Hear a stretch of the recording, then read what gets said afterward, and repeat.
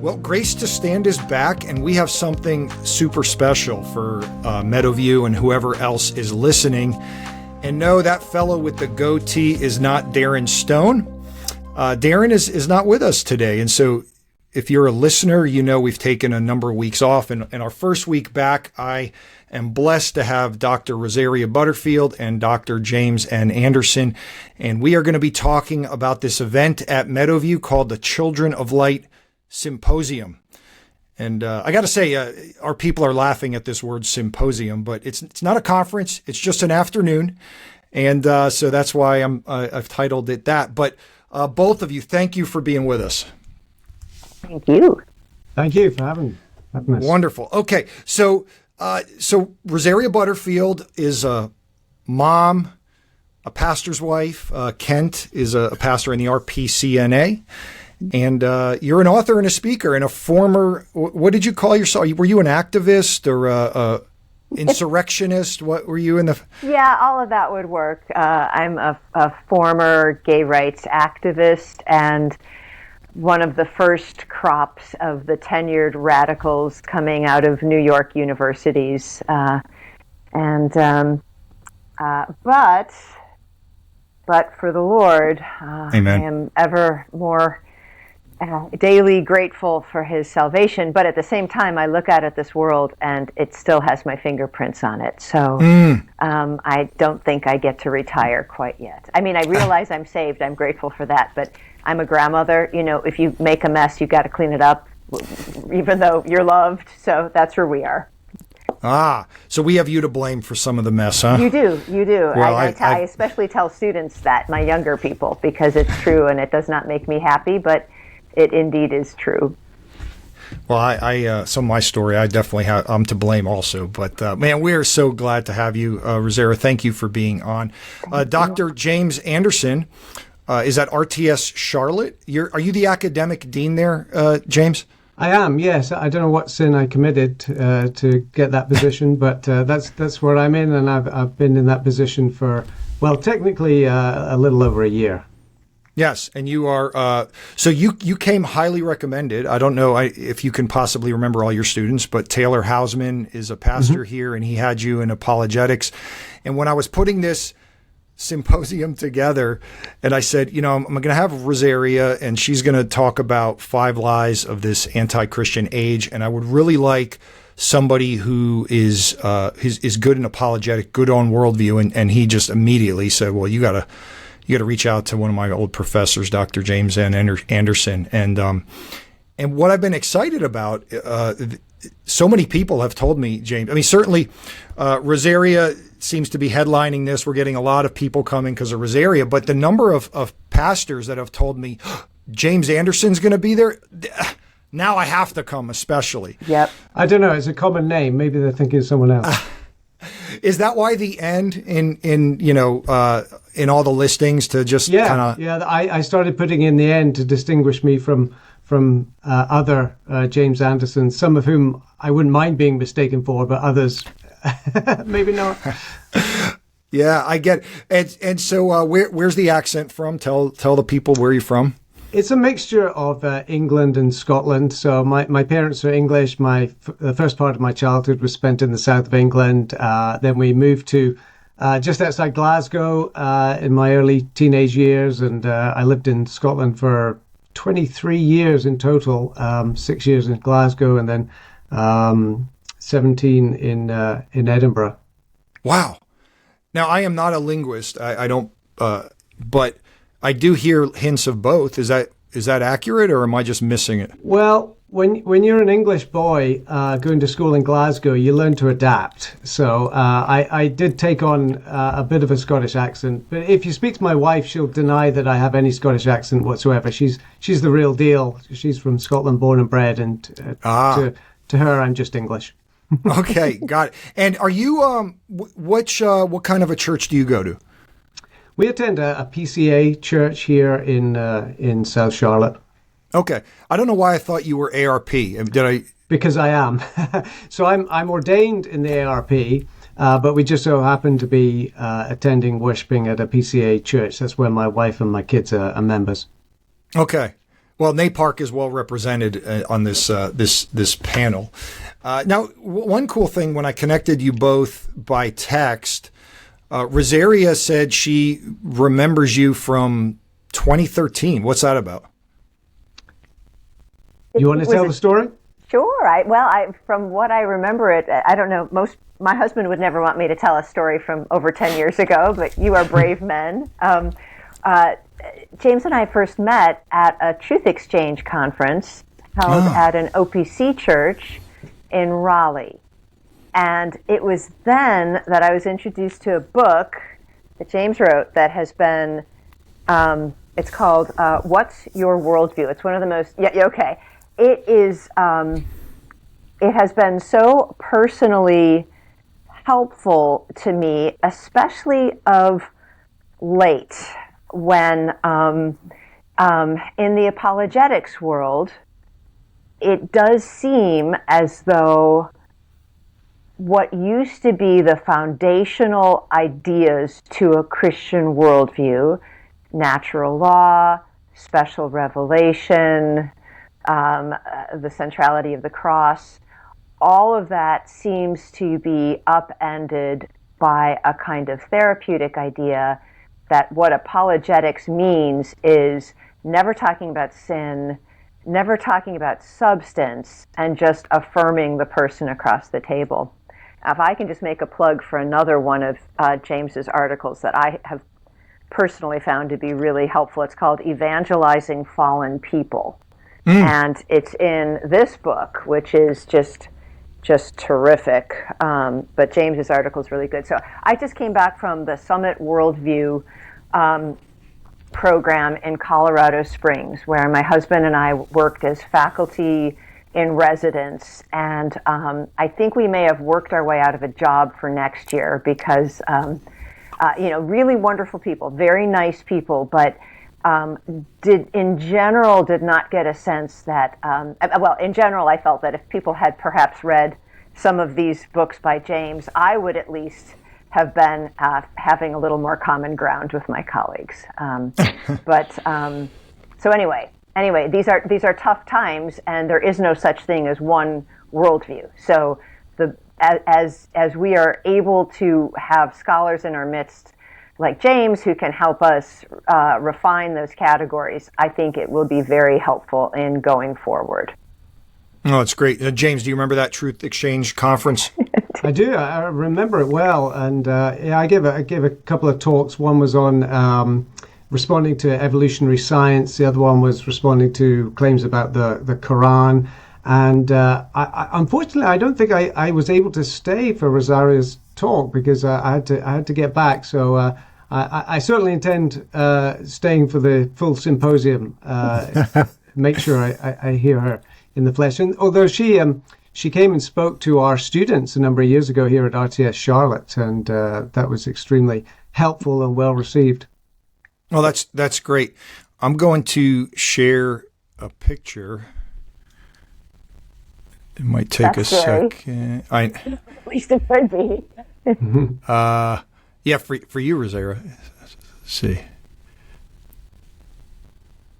Is it? Did it come up? Oh yeah, it did. That was Florida last year. Yeah, this year. That's how long the year. It's been a long year. There you are. You're right behind the piano. I see you. Yes. Yes. Yes. And so this is how this kind of started. So this is so I'm going to tell the story of why we're doing this at Meadowview, this Children of Light Symposium. And I'm basing the title on Ephesians 5, which I'll read verses 1 to 11. Therefore, be imitators of God as beloved children, and walk in love, just as Christ also loved you and gave himself up for us, an offering and a sacrifice to God as a fragrant aroma. So we're called to walk in love. But sexual immorality or impurity or greed must not even be mentioned among you, as is proper among saints. And there must be no filthiness or foolish talk or vulgar joking, which are not fitting, but rather giving of thanks. For this you know with certainty that no sexually immoral or impure or greedy person, which amounts to an idolater, has an inheritance in the kingdom of Christ and God. See that no one deceives you with empty words, for because of these things the wrath of God comes upon the sons of disobedience. Therefore do not become partakers with them, for you were once darkness, but now you are light in the world. Walk as children of light. For the fruit of light consists in all goodness, righteousness, and truth. And as you try to learn what is pleasing to the Lord, do not participate in the useless deeds of darkness, but instead even expose them. For it is disgraceful even to speak of the things which are done by them in secret. But all things become visible when they are exposed by the light, for everything that becomes visible is light. For this reason, it says, awake, O sleeper, and arise from the dead, and Christ will shine on you. And so really just love your book, Five Lives of this Anti-Christian Age. We'll talk about that. And this is the struggle for Christians in our day, is how to, like, the syncretism of trying to adopt the world's categories and the world's language and all of that is coming into the church, and it's really making no difference between church and world. And just, we need a clarity around that. And this conference, this picture here, this was at Coral Ridge Presbyterian Church, where our friend Rob Pacienza is the pastor, and they have started really recently, a year or two, the Institute for Faith and Culture. And you and I, Rosaria, had already connected a few times, and I happened to be in Florida and see, like, literally 2 days before this, and I told my boys I was with them on spring break, and I said, "Hey, let's go to this conference. Tim Tebow's going to be there," and I knew I'd get to see you. And so when I showed up in here, you gave me a warm welcome, and really I was going to just drop my boys off because this was supposed to be the student breakout session, and I was going to go to something for the adults. I think it was Sean McDowell or something. And you were like, "Wait a minute, you're leaving?" And I'm like, "Well, I thought this was for kids. All right, I'll stay." And I was so touched by how you interacted with the students, high school and college age students. So relatable, so fun, so loving, dare I say winsome. Yeah. Right? And I mean, and it was just, I was like, man, I need to have Rosaria here to do this. But I knew there's no way I could bring you to Meadowview and not have you speak to the adults, because then the children's thing or the youth thing would become an adult thing. And so then the conference was born. That's what it was. And I already said how I got connected with James, but yes, you'll see me there on your left, and then my son Adam's behind your head, and then Asher is to my right. And my daughter wasn't with me. She didn't come to she didn't come down to Florida for spring break with her brothers. So that's how this was born. I will just say, just as from a logistics standpoint, there are three sponsors. Birmingham Theological Seminary, which is out of Briarwood Presbyterian Church, is one of the sponsors, and Ike Reeder will be coming and joining us, and we'll get to hear from him. And they're providing gift bags with books and giveaways. The Institute for Faith and Culture is also coming. Lauren Cooley is the one who's coming. Rob wanted to, Pastor Rob Pacienza, and he could not, but they are providing for free for all conference attendees Rob's book, The Hope of the World, and it's a phenomenal book. And then the Gospel Reformation Network, of which I'm a part of. I'm not on the board or anything. I'm just a spokesperson. And they've provided this new Reformation Catechism on human sexuality, written by Christopher Gordon. And you wrote the foreword to this, Rosaria, didn't you? Yep, I did. Yeah, and this is just a wonderful, through question and answer, similar to like a shorter catechism, just on human sexuality, that we're made in the image of God, male and female. This is good, and just how that plays out in our roles and in our life and in our marriages. And so those are the sponsors. And then also the Holy Sexuality Project will be here with not Christopher Yuan, but Charles Hyam, who's a ruling elder in a PCA, and you know of him, Rosaria. Yeah, he's great. Yes. Sure. So that's kind of the logistics of it.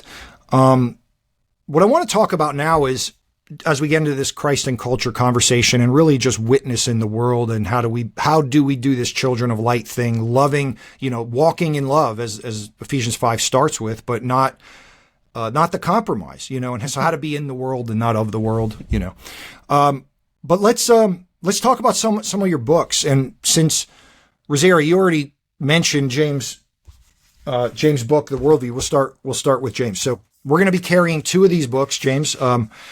at our book table, What's Your Worldview and Why Should I Believe Christianity? And they're awesome in this regard. You're very smart, first of all. By the way, in this little group here, I'm like dwarfed intellectually, and so I don't. But I mean, but yet you're so down to earth, and your writing is fun. It's engaging. I can tell you've written. I mean, you maybe correct me. I could tell you've written for sort of a student audience, maybe a seminary audience. I don't know, but yet I'm engaged with it, and I love both books. Like, so in Why Should I Believe Christianity, you bring in their one of my favorite movies, A Few Good Men. Okay. is his reference. I don't know if you remember that. But then in this one, what's your worldview? What's so cool about this is it brought me back to my childhood in that it's arranged like a choose your own adventure book. Right. And I used to spend so many hours. I hated reading as a kid. I just hated it. But choose your own adventure books was just fun for me because you literally could choose like the decision to make. And I've never seen a worldview book oriented that way. So the mind question. And at the bottom, after you write, some things, if you answered yes to the mind question, go to page 57. If you answered no to the mind question, go to page 55. So it's the first book that engages readers in the order of how they're thinking, as opposed to some systematic order you're trying to work them through, even though they may have a question or they may not be with you where you're at. Phenomenal. How'd you think of that? Of the book? Well, it's sort of two things came together. One was I was teaching a class here at RTS called Applied Apologetics, and what we do in that class is sort of talk about worldviews, the importance of worldviews, and then we go through a series of start with the Christian worldview, get straight on what the Christian worldview is, and then look at a series of non-Christian worldviews. And I tried to arrange them in a sort of classifying these worldviews to bring some sort of structure to it.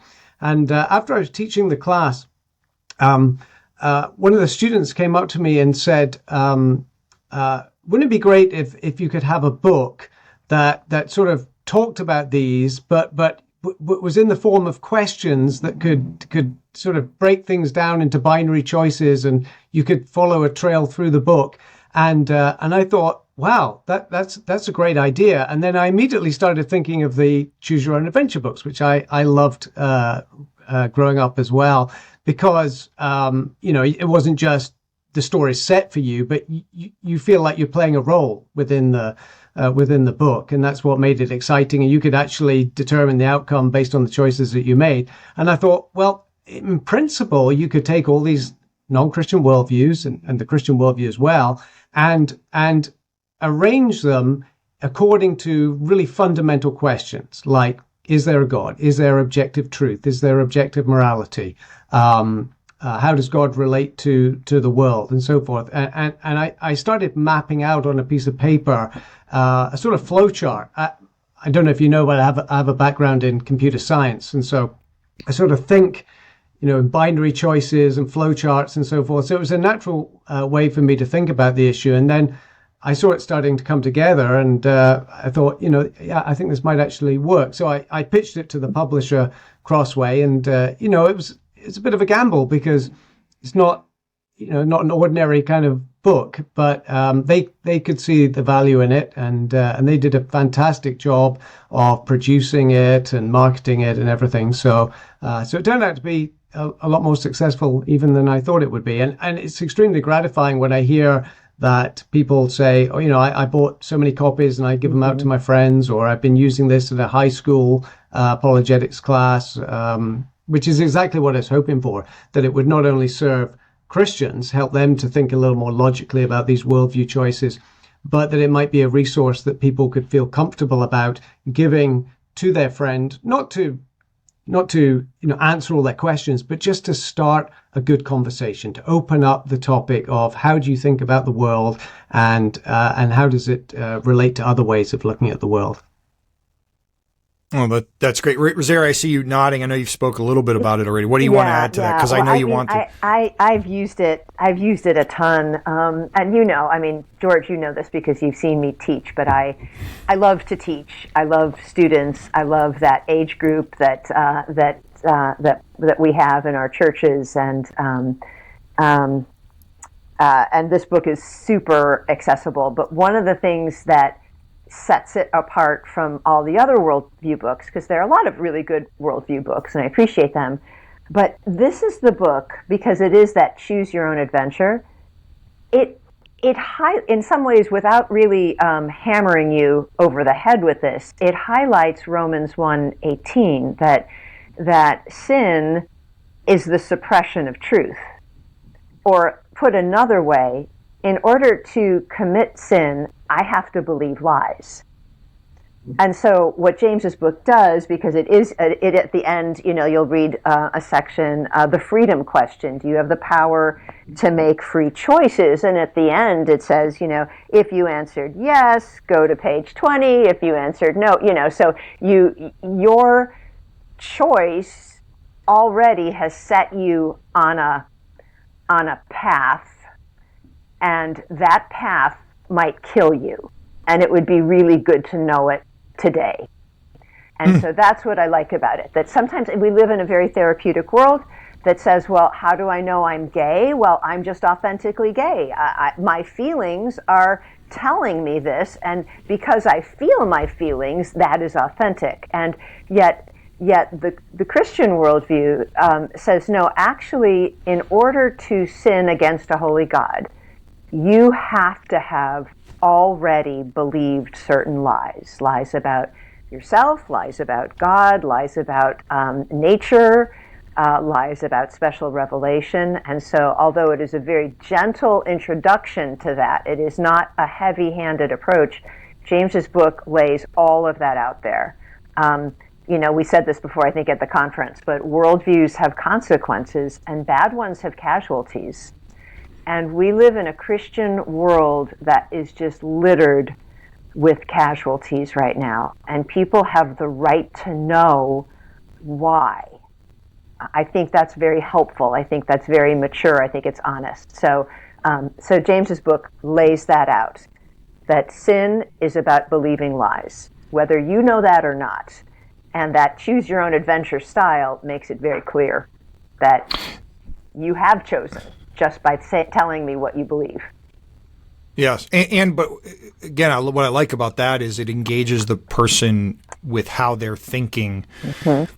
And so y'all probably don't know this. I was an engineer. I've taught in multiple schools. So I've done different things. When I first taught, high school was 2002 to 2007. And for context on that, the iPhone came out right at the end of that. When did the iPhone come out? 2008, was it? 2007, I think. 7. Yeah, it was the summer I left. I remember I was teaching summer school and I heard he left. I was going back into the business world and some kid had the iPhone, immediately. But the point is, like, there was no there weren't smartphones back then. They had Blackberries. You needed a little, they were not as and how smartphones have changed the world. So James, kids might, if there are kids listening to this, probably not, I don't know, but like they have no idea what a choose your own adventure book is, or maybe they do, and through video games or something, I don't know. They're still published. This is the thing. Yeah, you can go into Barnes and Noble. Well, if you want to go into Barnes and Noble, but if you happen to be there, then you can still find them. They're still publishing them. In fact, here's a funny tangential story here. So I originally thought of calling the book Choose Your Own Worldview, which actually wouldn't have worked as well because you're not really choosing it. You already have one. But I thought Choose Your Own Worldview. But then I discovered that Choose Your Own Adventure is actually trademarked. Okay, it's not just, it's not just a generic term. It's actually trademarked. And the people who own the trademark, the company, are rather litigious because there was a Jeep advert many years ago that they used the slogan "Choose Your Own Journey," and they got sued. And so I thought, well, we don't want to get into legal trouble. So, but these, so we changed the title. But that might have made the book go viral. That might have. Yeah, that's one way to look at it. Yeah. But I mean, as far as one thing I noticed. So when I left the engineering world and started teaching in 2002, I was in my mid-20s, and already then I was saying kids these days, and it was like I was only a few years out of being a kid myself, you know. But then when I went back into teaching again in 2012, I was just shocked at the difference from 2002 to 2012. And now I'm basically 50. I'm 49 and a half. And so maybe I could say kids nowadays. But the worldview is just totally different. Now, I'm not saying it's more sinful. I'm not saying I was Gen X. I mean, I was a latchkey kid, grew up on MTV, even though I wasn't supposed to watch it. I mean, so we had our own issues back then, but I don't even really know how to talk to young people anymore. I don't know. I mean, are you finding this? You're both, I mean, so Rosaria, you teach in multiple schools, and James, you're certainly, you know, teaching seminary age students who are, you know, do we even still call people millennial? Millennials are adults now. Like, so yeah. The next generation, what are you both finding with the worldview of this generation? Well, I love this generation. They're called Gen Z. They're 18 to 24. And my real connection, oddly enough, to this generation is through the work I've done in speaking before school boards on transgenderism. What I'm finding about this generation is especially the Christians who themselves, that young Christians who are in public schools, not by their own choice, and not even necessarily by their parents' own choice, they are frustrated with the fact that in general the church is naive and sentimental about some of the struggles that they have to deal with. And so I've had the privilege of working with young people, and then also working with an organization called Decision Point, which goes into public schools and teaches the only people who have Christian rights in a public school, and those are students. And it is a fascinating thing once a Christian student, knows that he has the right to share the gospel, and when he gets shut down, he can talk to his friend at Decision Point. He can meet with the superintendent of public schools.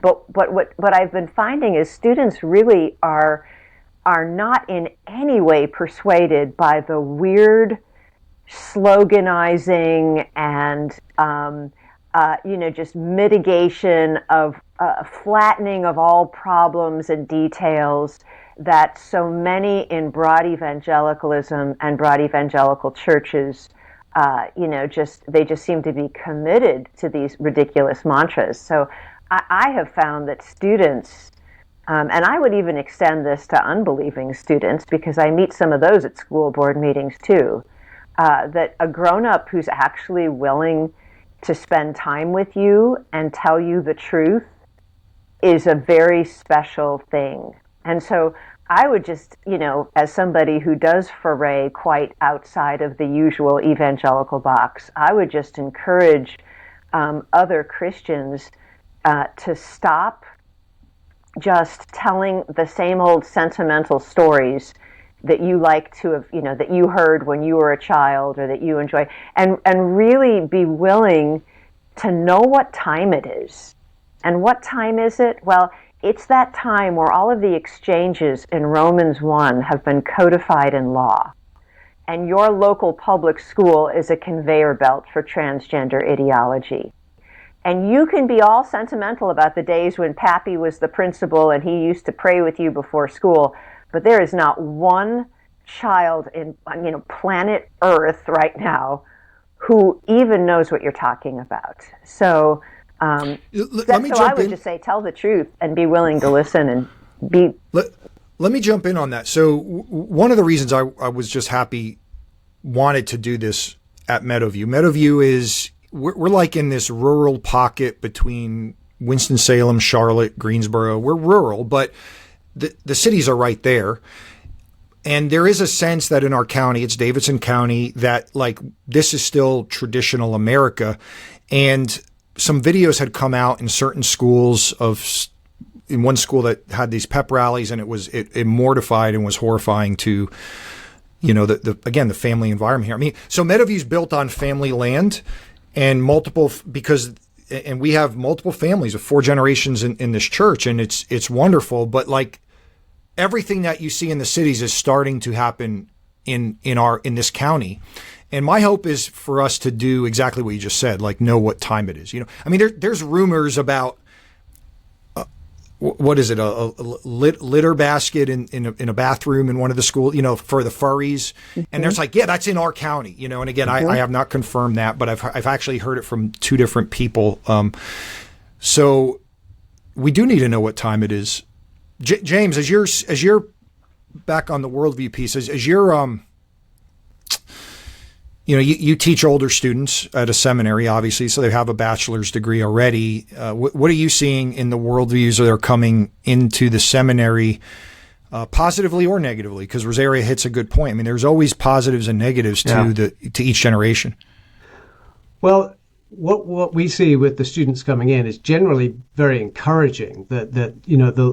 Despite the problems that we do see in the church, in the evangelical church, particularly in the United States, nonetheless, there are a lot of young people whom the Lord is calling and really placing a heart for the gospel, for ministering to people, for just a love for the word. I mean, the students that come in at RTS are just so eager to study the Bible, and they're willing to make remarkable sacrifices in terms of family, finances, and so forth in order to get the training that they want. So from my perspective as a seminary student, I'm actually extraordinarily blessed. I get a very rosy picture of what the Lord is doing in the world, but I'm also very aware that the culture has taken a very dark turn, and issues that weren't even on the radar when I started at RTS 15 years ago, now I'm having to address. For example, my ethics class. So when I started teaching ethics,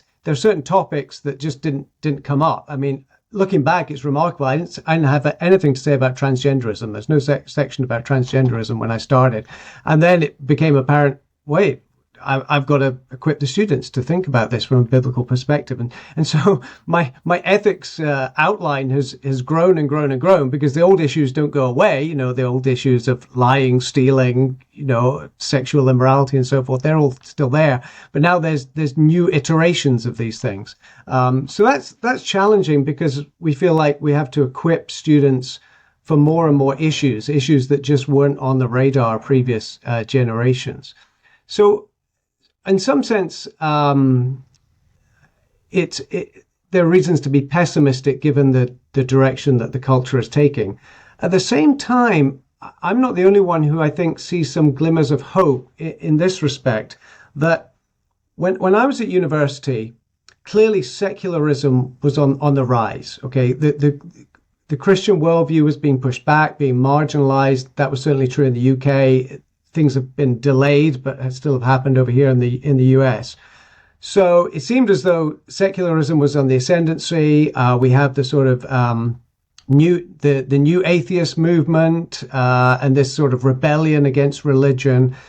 But now what I'm seeing is people becoming very disillusioned, not with religion, as with secularism. Because secularism is not delivering what they want. It denies any transcendence. There's no objective hope. Everything is reduced to power plays within the society. And it's just not an attractive worldview. And we understand why, because we're creatures made in the image of God. We're not meant to live in a secular society. We're meant to live in a society that recognizes God and the moral laws that order our society. So I think we're starting to see a new openness. I don't want to overstate this, but I think we're seeing a new openness to the ancient ways, the ancient paths, and specifically to reconsidering Christianity. And I think that's an opportunity that we need to seize with both hands. That's a great word, and I would think exactly what you said. I mean, in this world that is, going to wherever in a handbasket is such, and yet the seminaries are Reformed. RTS is full of students, Reformed students that want, to go out and minister the gospel in a world that's increasingly hostile to them. And so I think that's a great word. And the opportunities, and that's really what I hope this conference highlights. So as we kind of shift, Rosaria, to your works, and I know, James, you have other books, and like I said, we'll be selling 2 of them. But you brought us to the lies multiple times, because your latest book is 5 Lies of This Anti-Christian Age. But before we jump into that, the one before it was, I think, The Gospel Comes with a House Key. Is that right? Or was it Openness? Okay. So what's the progression? Is it Secret Thoughts of an Unlikely Convert, Openness Unhindered, The Gospel Comes with a House Key? Okay. So here's what I found with you. That sounds scary right there. Yes, I know. But I know you could take it. That's right. You've upset a number of people with this book that were supporters of some of the other ones. And I don't really want to necessarily get so much into the controversy of that, but The Gospel Comes with a House Key was about hospitality. I actually saw you at Ligonier. I don't remember what year you spoke there, right after the book came out, I think. And it was just such a great support to the churches to go back and talk about hospitality. I mean, we did a whole class on it coming out of that. And by the way, our youth is doing this, and our women are doing this. So again, people are listening. The 5 Lies our youth has been going through, and then The Gospel Comes with a House Key. A number of women's groups are doing, and that's providential. I was going to say coincidental, but providential. In other words, it wasn't connected to this, but the Lord is kind of bringing something together. So why the shift from talking about hospitality, which obviously is important to your own story, to highlighting the issues of culture? How did that shift take place in the book? Right. And the last, I've said a lot, but the last thing I love when you said at the GRN conference that you're like, people are saying, well, you're running a ministry. You said you're not running a ministry. Every 5 years you write a book.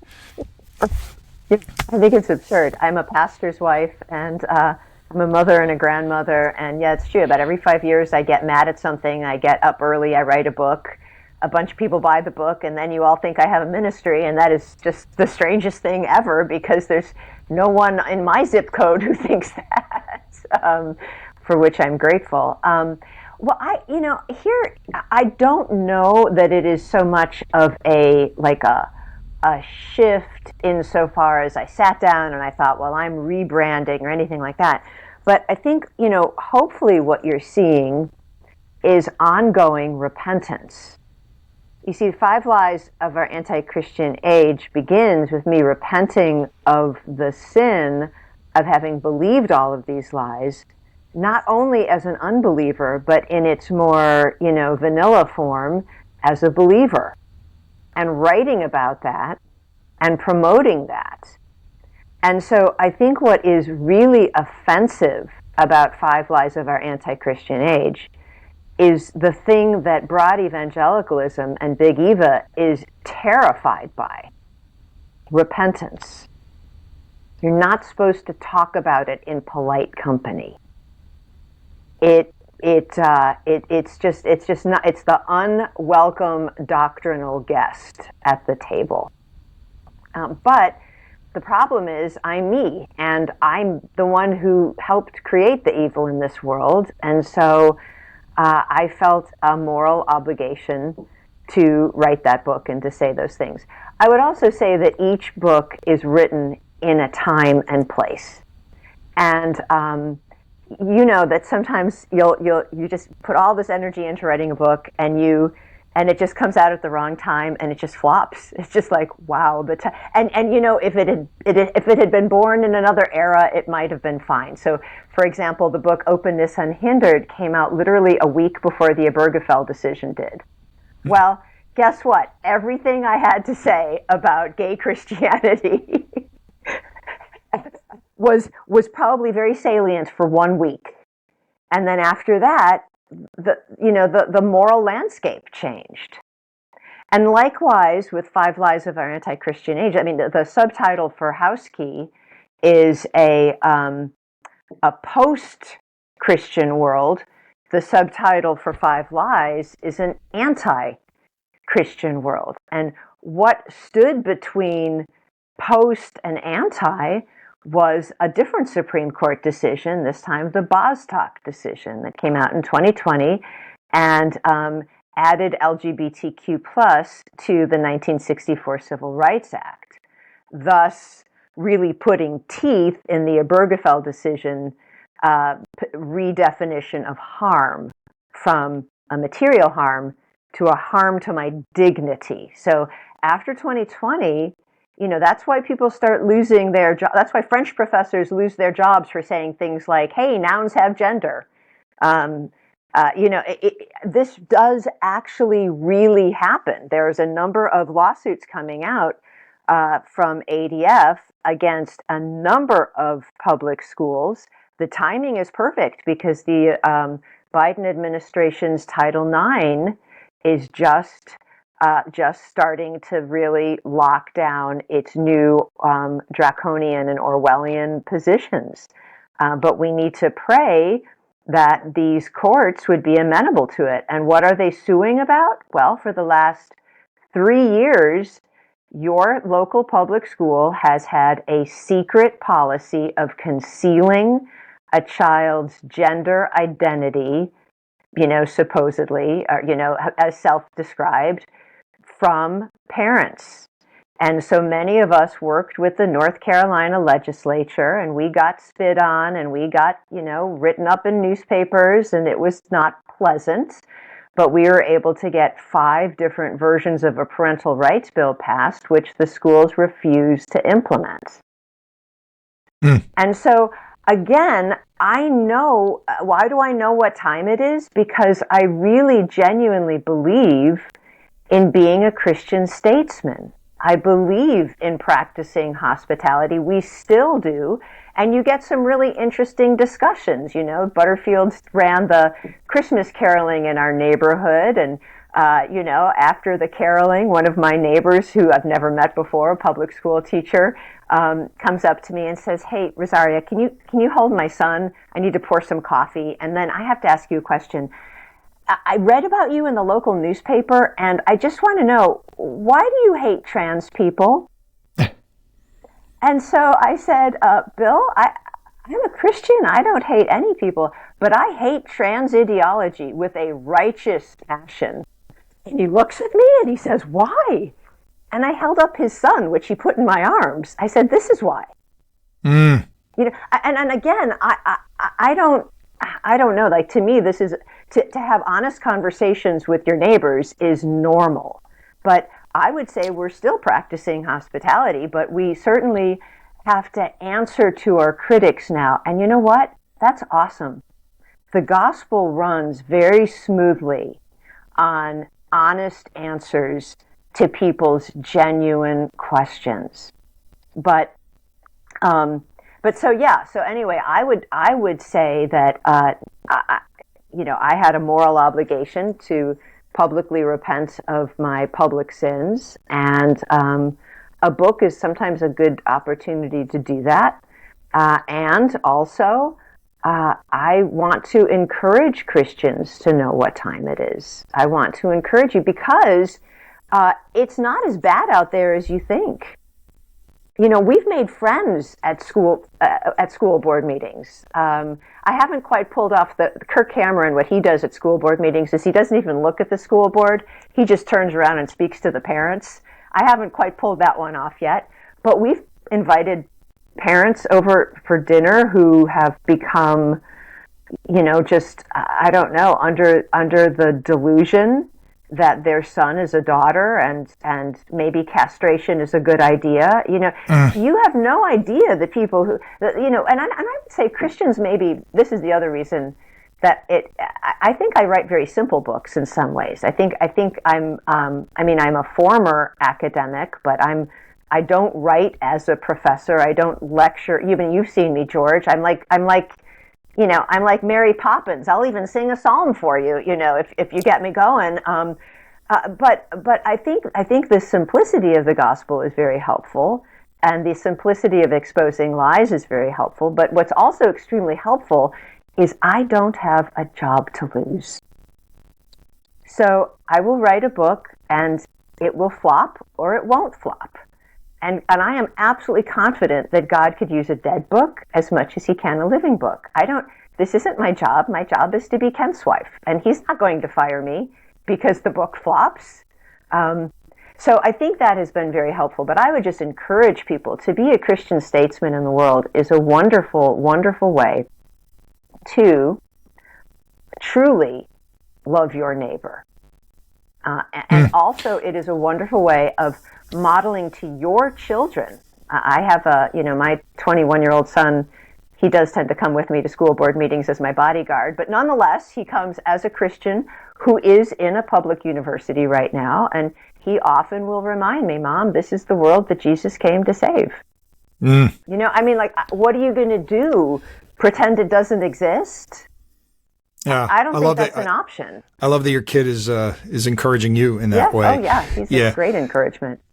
So before I read Five Lies, and I'm still working through it, but before I started reading it and I was seeing some of this stuff online that I shared some screenshots with you that were interesting. It was, people were like, well, she's changed her mind. And it's like, yeah, Christians are supposed to repent, So I'm reading this book thinking, because you've had some fiery talks, and I'm just thinking, what kind of are you going to come into this book guns a-blazing? What's the attitude? And the attitude was repentance. It really wasn't what people were telling me it was. And I think we do need to understand what time it is. And there is a difference, but pre-Obergefell, the marriage decision, and post-Obergefell, because as things began to get codified,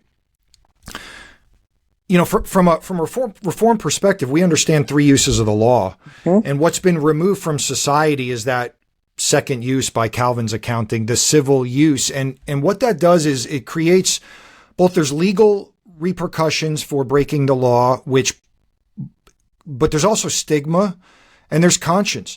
And when the law affirms what's evil, conscience no longer works. It enables somebody to be self-deluded who wants to, right. And so now we do have to change our terminology. We do have to, so what we could affirm in the past, we need to correct on. And I just really received the book with a soft, like that you were writing it with a soft heart. Mm-hmm. And I appreciated that. And I appreciate that you maybe because you have nothing to lose, you're able to say things that others aren't. And because you're coming out of that world, like between you and Beckett Cook, and Beckett Cook is, I think it's LA or Hollywood. Right. And, in the fashion world, in the entertainment world, he's hobnobbing with actors, musicians, yep. Set designers, fashion people. Yep. You're coming out of this, this secular universities, yep. The University of Syracuse. There's this idea that people ensconced in this culture that affirms and accepts this, we need to make it somehow palatable for them. And I hear your story and Beckett's story. In other words, you weren't growing up in some Christian subculture. And I know Beckett had some people praying for him but again, he's living the life. Right. He's hobnobbing. Right. And so if I could just add one thing, Beckett and I were just talking last week about this, because really for me to be here on this conversation with you, I did have to deal with the Gay Mafia in New York. You do realize that. And for Beckett to do what he does, he actually had to deal with the Gay Mafia in Hollywood. And so we're not, we haven't been lobotomized, but one of the things that we were talking about last week, just privately on a phone call, was that, we are not dealing with an older gay rights movement of people who just want to leave consenting adults alone.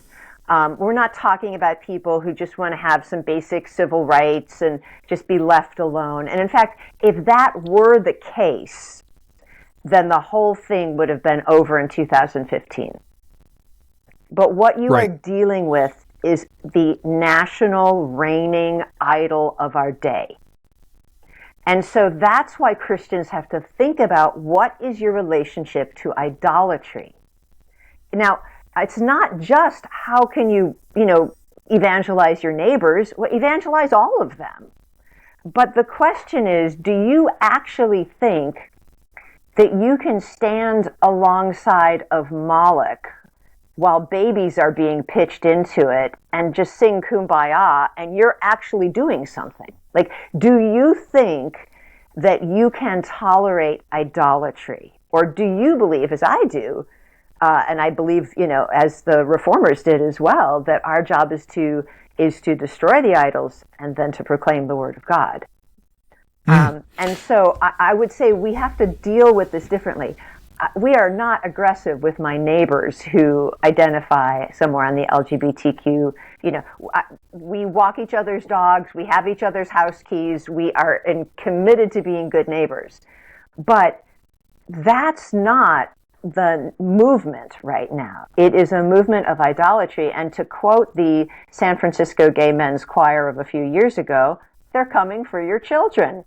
And we've seen that with the trans movement. So I live in a small little community. Our neighbor hung the gay flag, a giant one, and apparently her adult son is in this life. And one night, because I sit I'm a front porch guy, and I'm out there even at night. But I heard her on the phone, and she was talking about family issues and this, that, and about LGBTQ and all this. And she goes, and I have an expletive pastor right next to me, and the number of times she referenced me. In other words, she was doing this bold thing by putting the gay flag to support this family member, and I'm there, and then like the next day I'm waving to her when she's walking, and I go and there was a problem with their car. I went and helped them. And it's just like, right. Yeah, I'm not harsh with these people. I'm not in their face with it. I mean, they obviously know where I stand. But James, I want to bring you in on this. Do you, and you don't have to agree with, Rosaria's perception of some of these landmark decisions in the Supreme Court and stuff, but do you see,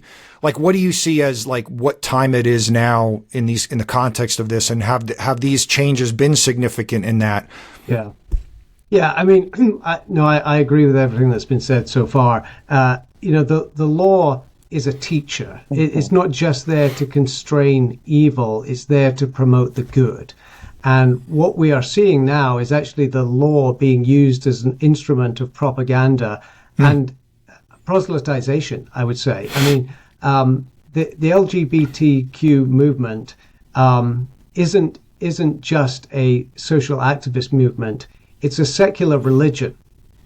And it's totalizing. That means that it doesn't just want to be tolerated; it wants to convert, to win converts for the cause. And the law has been one means by which that has happened.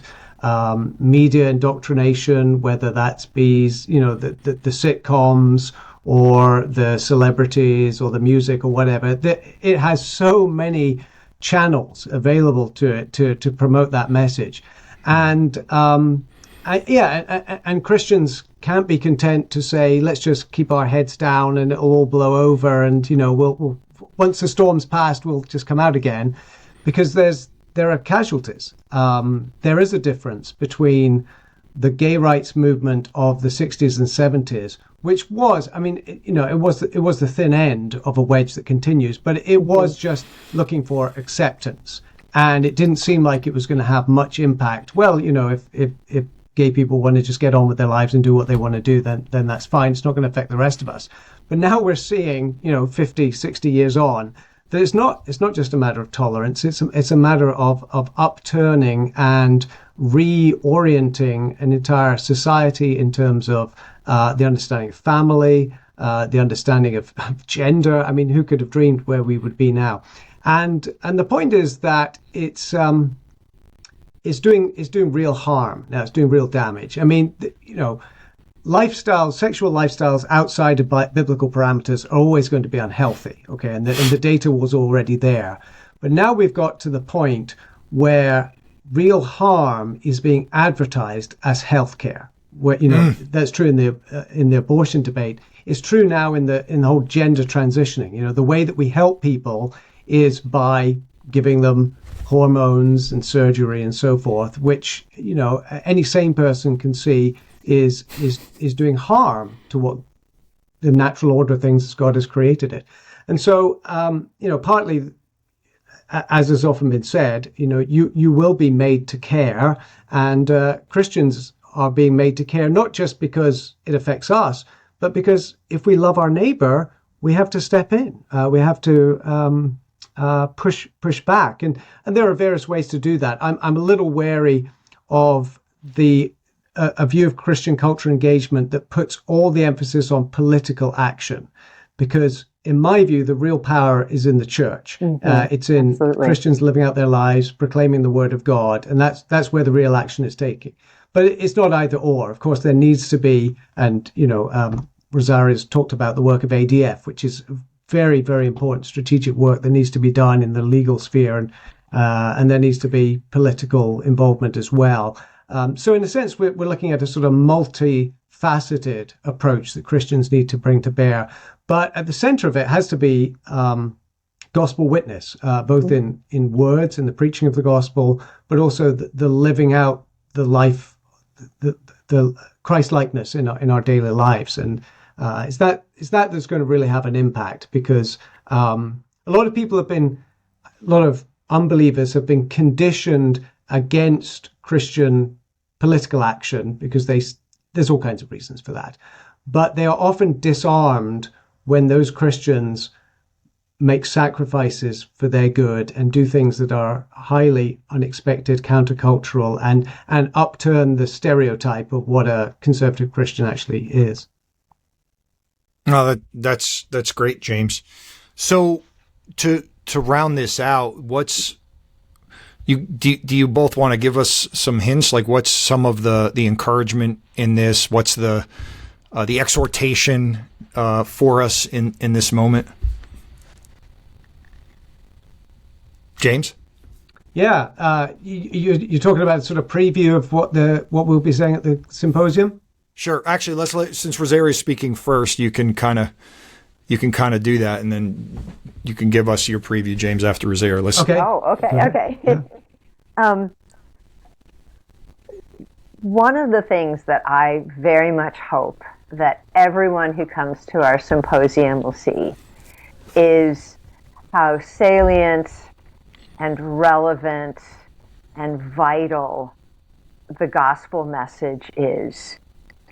And also, if you feel like you are all of a sudden a stranger and an exile, please know that that is because of your confession of faith, not just because of the challenges in the world today. So what I would very much hope, what I would love to do is I'd love to arm moms and grandmas with the hope and just the fire to keep connected to your prodigals without becoming indoctrinated by them. I would hope that our young people would know that I am rooting for them, I am praying for them, and I am sticking my neck way out for them. And so are a whole host of other older Christians who recognize that they have a much harder go in this world, but that the means of grace are the means of God's grace.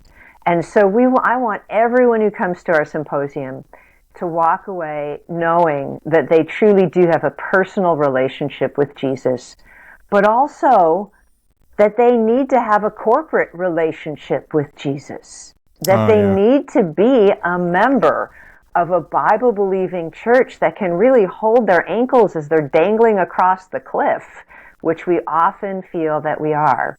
And I would also love for people to be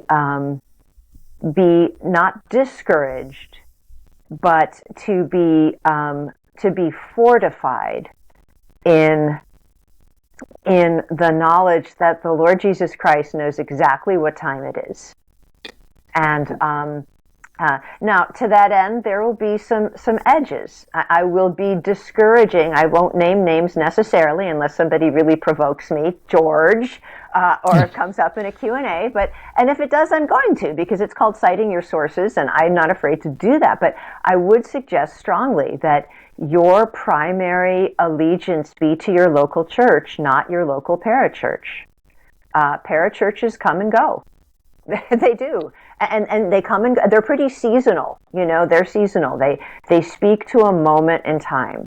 But the church is, in fact, that long-lasting institution of which we are all to be a part. So we don't have to be Pollyanna. We don't have to be dupes. We don't have to be, repeating slogans that are no longer true. To be genuinely optimistic and hopeful that the Lord knows exactly what time it is, and that He loves us well enough and so very much that He put us on earth to steward this earth during these issues. Amen. And so you'll be, the title of your talk is just the title of your book, 5 Lies of This Anti-Christian Age, and you'll be helping us discern what time it is through that. Yeah. So James, how about you? What is just some preview of maybe what you're going to help us see?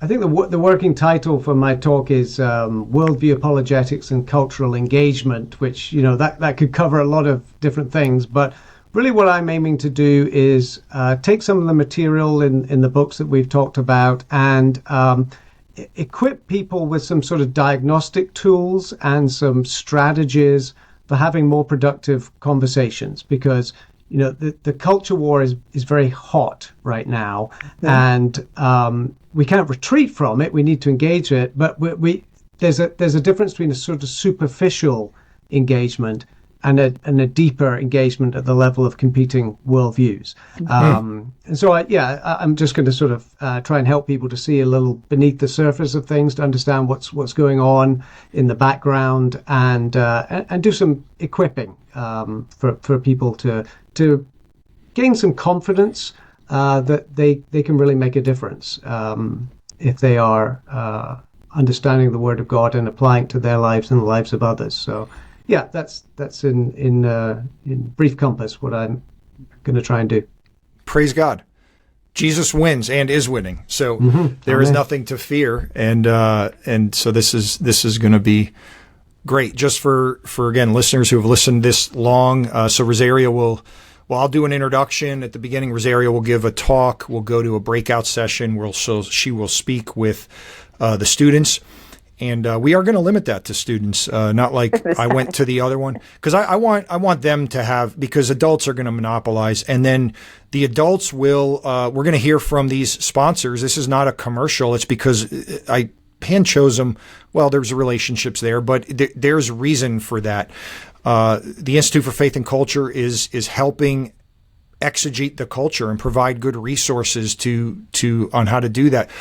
Birmingham Theological Seminary really has come up with alternative ways to not just receive seminary education, but also for people that don't even have degrees to continue to be equipped from a Reformed perspective. And of course, RTS is in our backyard, and James will be representing them. But then Gospel Reformation Network, to Rosaria's point, has really been there to equip and support churches to do ordinary means of grace ministry. Like what we do on Sunday morning is countercultural.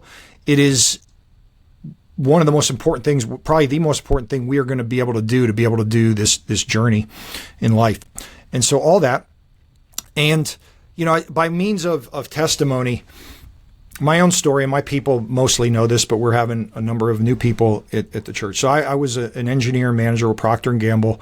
In my 20s, I had everything in the world I ever thought I wanted: Harley, boat, timeshare in Cancun, camper, traveling 100,000 frequent flyer miles all over the world, jet setting, and sinning spectacularly and loving the darkness in it, honestly. I knew better. I grew up in a good home, and I just justified it. I just justified it in my mind. Well, I'm not hurting anybody, so why would God care? And there were a number of key moments among my partying and sinful lifestyle, debauchery. I mean, there's no other way to describe it.